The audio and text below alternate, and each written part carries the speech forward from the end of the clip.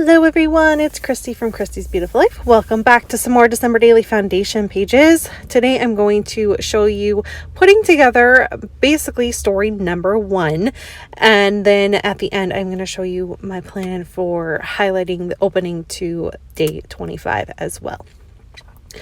Story 1 I already know is going to be documenting me purchasing my supplies for December Daily this year because it was a new adventure for me. I've never been one to purchase everything on the release date and be up super early and plan and do all of that. I always kind of outsourced my shopping for December Daily and had someone else create it for me. And so this was a story I really wanted to tell because it was new, it was fun, it was a really big part of me getting into the spirit of documenting Christmas and just being ready to go. I am filming this and it's the second week in November, and I basically have all my foundation pages done and ready to go. So if that gives you a hint on how inspired I have been over the start of September into October and the very end of November and start of November, and now seeing everyone's foundation pages themselves wanting to create even more, even though my album's not going to fit it, but I'll figure that out type of thing. I'm just having a blast. And so, like I said, that's the whole point of this. I just really wanted to document that. I don't have my up close photo and I do not have my journaling yet, but I know this is going to be my day 1 story. So I printed a few things out in advance. I want to make a shaker pocket with some sequins. This is called In the New Year. It's a very old release from SpiegelMom Scraps. It's not available any longer. However, I will leave a link to the SpiegelMom Scraps shop for you because if you use my code Christy15, it will give you 15% off in the shop and you can get the newer sequins that are out that will work with your albums.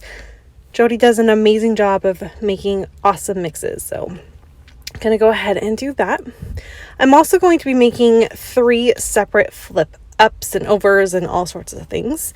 Everyone creates theirs a little bit differently. I like to do it so that I do kind of the washi tape technique. So I use red line adhesive on 2 sides, washi tape in between that, and then I tape the back side of what I'm doing. You're watching me do this here. I'll tape the back side that's going against the page protector because I am working on the back side of the page protector, and this particular one, the slide to get the photo slid in, is on the other side. I didn't want to cut a hole or anything. So I'm going to add some more red line adhesive to the back of it, my kind of mat that I have going on. And so I know that this isn't going anywhere. It's nice and stuck, and unless somehow the washi tape itself rips, and if that happens I'll come up with another plan. But so far in all of the years I've done this, I've never had one of them rip, so I just keep doing it. And like I said, eventually if something happens I'll come up with another option, but I love it. It's easy. I'm not a big user of washi tape other than to do this. Like, that's really the only reason I have washi tape, is to make pocket pages, flip outs, and then I also use it to, when I'm doing a stitching project, to tape my stitching down so I know it's not going to get caught up in anything. And that's how I use washi tape. So it's very pretty, and I know sometimes I've had someone message me like, why are you using such gorgeous washi tape to do a flip out? Like, why aren't you using that on your projects?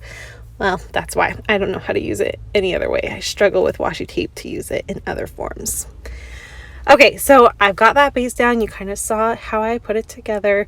Like I said, there's multiple ways. People do it in all different types of ways. This is just the one that works for me. And in order to make my sequin pocket, I just used my fuse tool and measured out to try to make it 2 by 2, and it worked just fine. Everything else is on the outside of the page protector with the exception of the actual December Daily Shop Now photo. I just did a screenshot of the website and that is slid in because I knew I wasn't going to worry about doing anything else. And now comes the fun part, which is in the embellishing. I'm not really sure what I wanted to do here. I knew I was going to use the 1 and all of that. I go to the hearts. I thought that was a great way to do it. One of them says so much joy, or the joy starts here, or something like that. Something to just kind of recognize the start of December for me is kind of my plan. Really love that. And I'm just going to put that all together. I did want to mention that the tree kind of flip out that you see there, that was from the 2019 December Daily box that it came in. I purchased an older kit as well as the newer stuff, and so I just used that to help me do the flip out. I was actually planning on using the whole thing, but it was too bulky, so I trimmed it, and that's why you saw how I created that flip out. But that is where that is from if you're interested. But everything else, all these other products that I'm using, with the exception of the sequins and maybe that number, is all available or was available in the shop at Elliot Edwards. So I'm using all of her product to really highlight the story, because of course this is what it's talking about, is shopping through her stuff and the fun that it was and my feelings towards how I felt doing it and the rush that I felt. And yeah, it was a great time, and I have a little video about how I felt and my process through it. I did a face-to-face about that. If you're more interested in that, I can leave the link for that below as well, because it's kind of me just rambling, but it was pretty fun. So I'll leave that too. I'm just trying to really decide if I want to add anything else. And this is where I have to remind myself to stop, because it's not even December yet and I have to stop over embellishing. So I'm going to leave it as it is. And that is going to be the foundation page for my day one. Really happy with it. Excited to add the journaling and the other photo I plan on doing, and any final embellishing. Now we're going to move on to my day 25. Now, you would have seen earlier this week my plan for Christmas morning and how I'm documenting that with the Vicky Booten warm wishes. I did a kind of a little page there, but I want there to be an opening, so you know that what you're turning the page is going to be about Christmas. So I took the felt red felt numbers available for this year's release, pulled out the 25 because I knew this was my plan, layered them together, and I'm going to redline adhesive. This is what I use. I know it's not going to go anywhere. It's nice when you're putting it on the page protector, because you do have the option of moving it a little bit, but once it's sat there for a couple minutes, this sucker isn't going anywhere unless you're going to ruin your felt. So I really highly recommend redline adhesive. If you haven't heard it from anyone else, I'm sure you have. I think most of us that do December Daily and do things out of the pocket will tell you this is what we recommend, and it's just fabulous. You tape it down, it's not going anywhere, and it's a great way to add things outside of the pocket. And then I'm pulling in just a few pieces from the new crepe paper line that I'm not actually remembering what it's called. Is it Merry and Bright? Possibly.